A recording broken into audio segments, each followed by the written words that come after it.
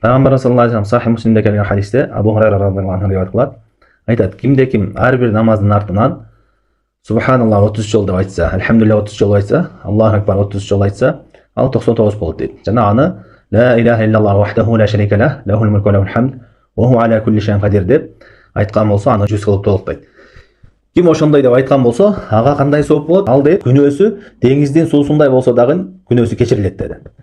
Бұл ошо намаздан кейін айтылуучу зикирлерден 33 жолу Субханаллах, 33 жолу Элхамдулилlah, 33 жолу Аллаху Акбар, андан кейін Ла илаха илlallah вахдаху ла шарика лах, лахул мулку ва лахул хамду ва ху ала кулли шайин кадир деп айтуу. Бирок бул зикир кайсы убакта айтылат? Фарыз намаздан кейін айтылыш керек. Сүннөттөн кийин эмес. Кимде ким ушул хадисте келген фазилетке, артыкчылыкка жетишүүнү кааласа, анда фарыздан кейін айтыш керек. Сүннөттөн кейін айтса, ал соопко жетишпейт.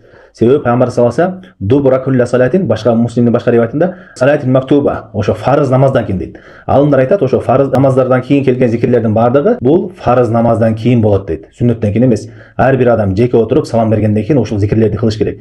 Ким ушундай кылып фарыздан кийин айтып жүрсө, ошо бир эле зикирди фарыздан кийин айтып жүрө турган болсо, анын ошол күнөөлөрү деңиздин суусундай болсо дагы, көп болсо дагы кечирилет. Жана бул жерде эскертүү керек нерсе, ушундай күнөөлөр кечирилет дегенде максат кичинекей күнөөлөр, ал эми чоң күнөөлөргө сөзсүз түрдө адам өкүнүп тооба кылыш керек.